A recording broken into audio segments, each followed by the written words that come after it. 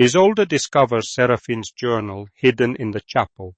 She deduces the Duchess was chosen by the Unburied One, not acting alone. She is as much a prisoner as Alaric. The chapel. The chapel's cold air hit her first, not the ordinary chill of stone and shadow, but something that seemed to emanate from the walls themselves, as though the building exhaled winter. Isolde's breath misted as she moved deeper into the space, her footsteps swallowed by the oppressive quiet. Morning light fractured through the cracked stained glass, casting fragments of color across the floor. Amber, violet, a sickly green. The dust motes that swirled in those shafts of light seemed to move with purpose, each speck following an invisible current. She watched them, trying to calm the hammerwork of her heart. The pews stretched before her in neat rows, their wood darkened with age and something that looked like stains she didn't want to identify.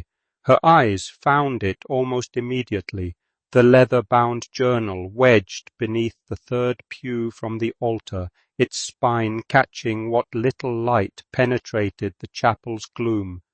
She knelt and reached for it. The journal was warm.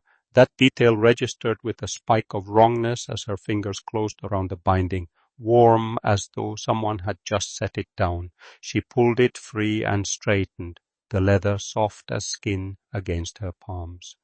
The pages fell open to an entry dated 3 months prior. He came to me in the garden, not as he appears to the others, not the thing that wears the manor like a coat. He was almost human then, almost beautiful, and I could not refuse him. He said I was chosen. He said the pact required a willing heart, and mine beat so eagerly for him I did not understand I was already bound. Isolde's breath caught. Her knuckles whitened around the journal's edges. "Seraphine," she whispered to the empty chapel, "what have you done?" The words hung in the air, and the chapel felt as if it were compressing inward, its Gothic arches pressing down with newfound weight. She turned the pages, faster now, reading the Duchess's careful script as it spiraled from devotion into something darker, desperation, then resignation, then a kind of hollow acceptance. Each day the chains grow tighter. Each night I feel him moving beneath my skin. He promised me power. He promised me eternal beauty. He did not tell me the cost would be my will. The footsteps came from the altar. Isolde spun, the journal still clutched to her chest. Seraphine stepped into view from the darkness beyond the rood screen, her midnight velvet gown whispering against the stone floor. In the fractured morning light, the Duchess looked less like a woman and more like something the manor had constructed from darkness and spite. The faint blackening veins that traced her arms seemed to pulse with their own rhythm.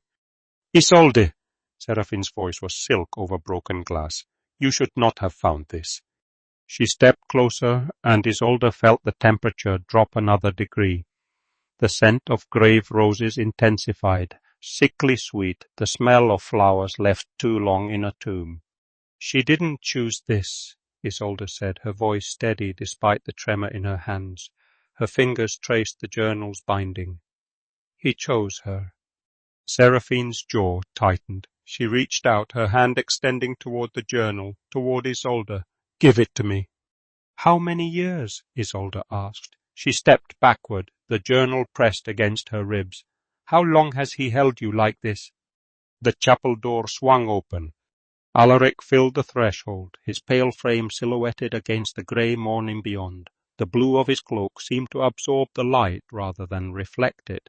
His eyes, those obsidian pools that had watched her since the moment she arrived at Nachtmar, fixed on the journal in her hands.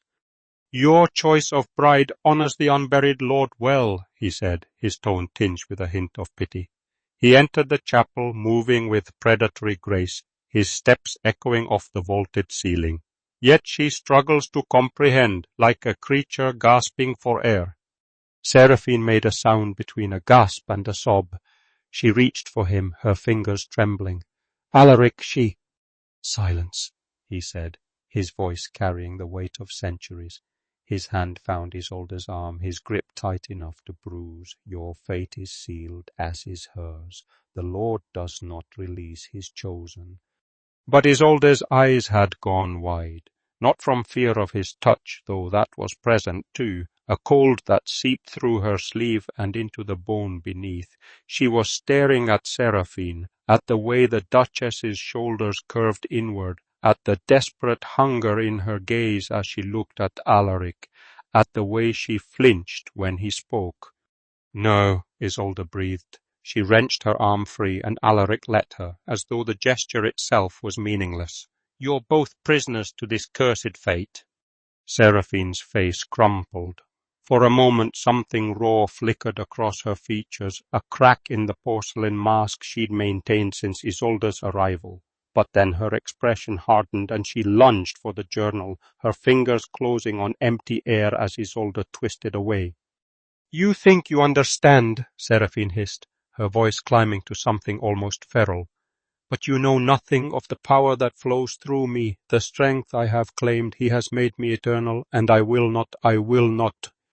"Bound by the same covenant that holds Alaric," Isolde said quietly, closing the journal against her chest. "How many years has she been his prisoner?"